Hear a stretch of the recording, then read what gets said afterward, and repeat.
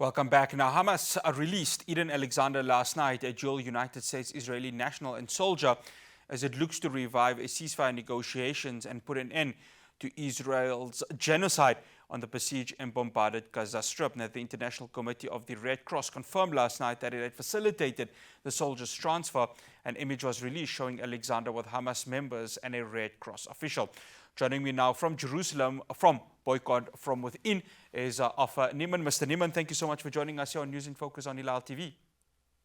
Thanks for having me. Absolute pleasure. Mr. Niemann, his release, Donald Trump's current visit to many of the Middle Eastern countries, and this supposed talk of a ceasefire right now. Is this all interlinked or not? So what we're seeing now is that there's a certain rift between Netanyahu and Trump.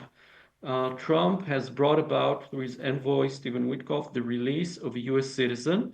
Netanyahu is adamant on continuing the war, the genocide, the genocidal war, which is also killing the Israeli captives. On top of that, we're also seeing that Trump is skipping Israel on his Middle East visit because he has lucrative offers from the Gulf states.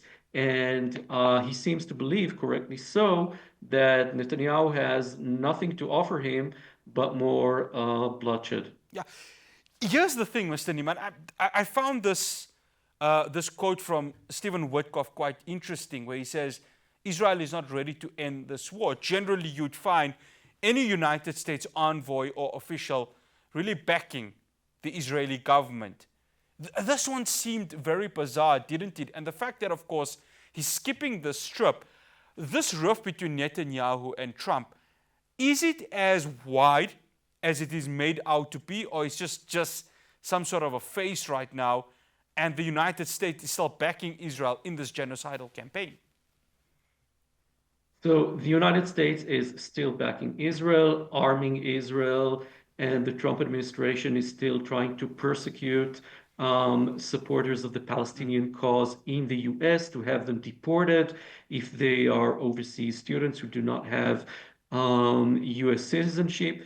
So overall, in the grand scheme of things, the Trump administration is highly supportive of Israel, but it seems that specifically about this issue of bringing about the release of the captives, which means ending the war, there is major disagreement, and Netanyahu is also trying to thwart emerging policies, these emerging policies within the Trump administration, by applying pressure to those people within the Trump administration who are supportive of Israel, such as the so-called neocons. For example, Mike Waltz, the former national security advisor, who lost his job because he was coordinating with Israel.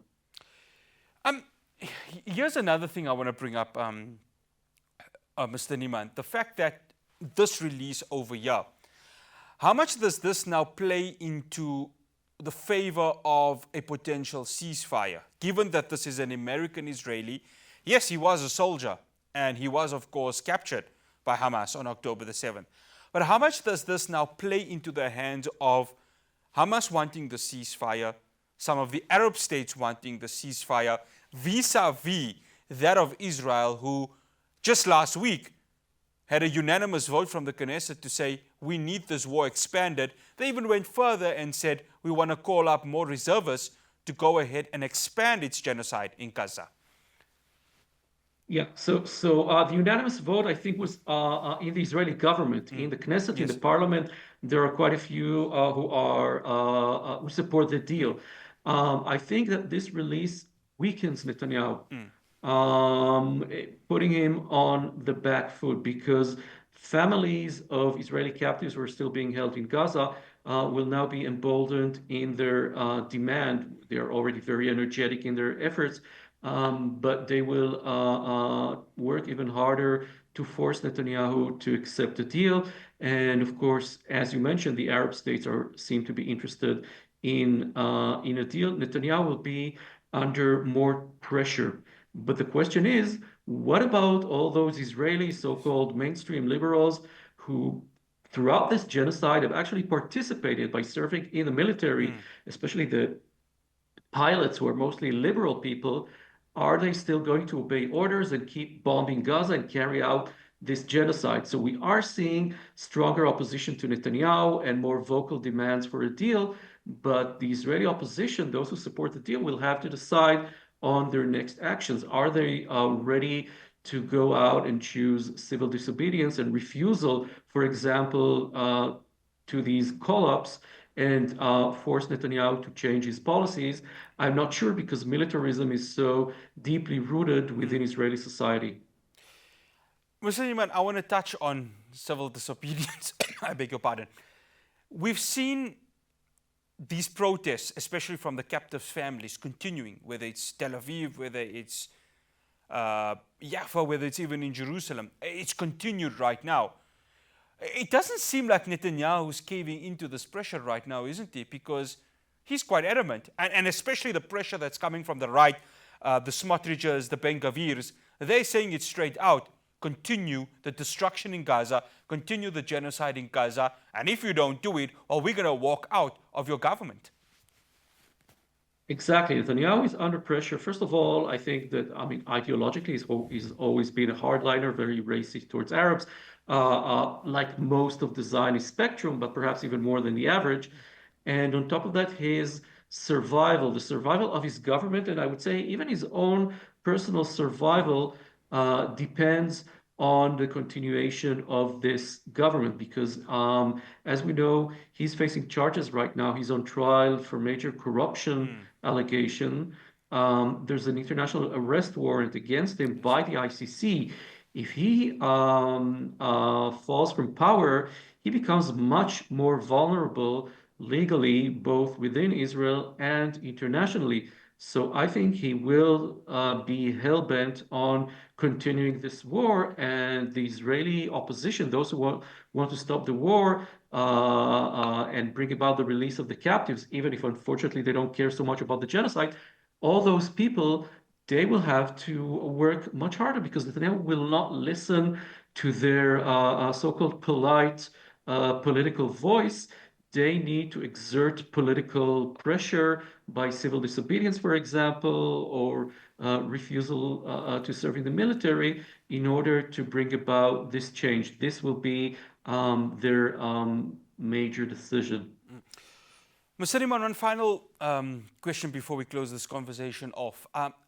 Ehud Olmert was, of course, one of the predecessors of Benjamin Netanyahu, said during a peace dialogue conference that occurred over the weekend that Gaza belongs to the Palestinians, if that was not an obvious. Of course, he said that it needs to be ruled or managed by the Palestinian Authority, and I'd like to think many Palestinians would disagree with that comment.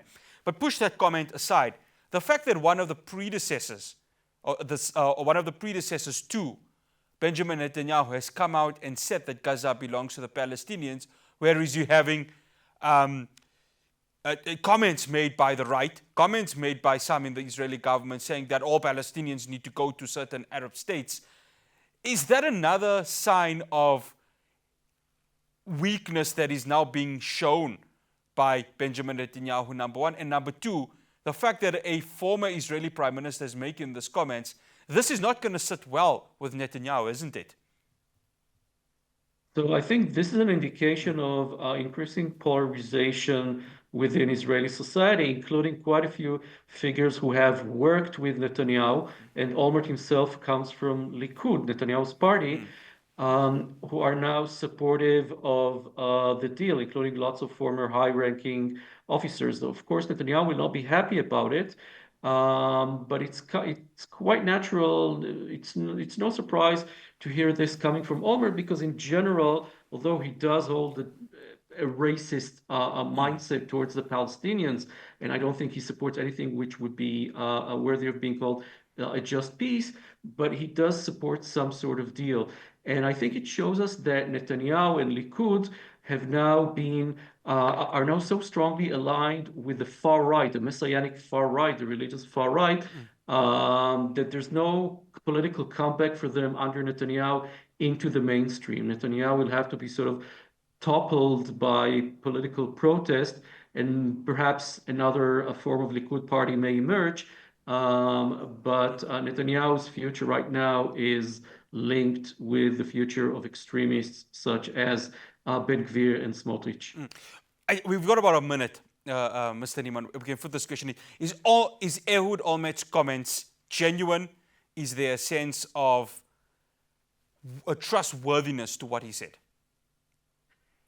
Absolutely. Most of Israel's military and political elite, the traditional elite, supports a deal, supports a ceasefire, an end to the war. And once again, these are people who have supported the genocide. I don't like them, but they are pragmatists. Netanyahu is in a unique set of circumstances where his political survival depends on continuing the genocide, his personal issues facing trials and arrest warrants. He has his own personal incentives to continue the war. And I believe that the majority of Israeli public opinion, according to public opinion polls, is in favor of some deal. So Netanyahu is in a minority position on that. But how can he be stopped? That's a tough question. Just polite protests out on the streets will not do the job. Ofer Niemann, thank you so much for joining us here on News in Focus on Hilaal TV. Much appreciated. Thank you. That's Ofer Niemann. He's with Boycott from Within, who are based in Jerusalem. After the break, I'm going to be speaking to Professor Junaid Ahmed from Islamabad in Pakistan. There's a ceasefire between the two subcontinent rivals. The question is, Narendra Modi has said, well, I'm going to be keeping an eye on Pakistan. Is there a warning, or is it just words that are coming from the Indian Prime Minister's mouth? Do stay tuned.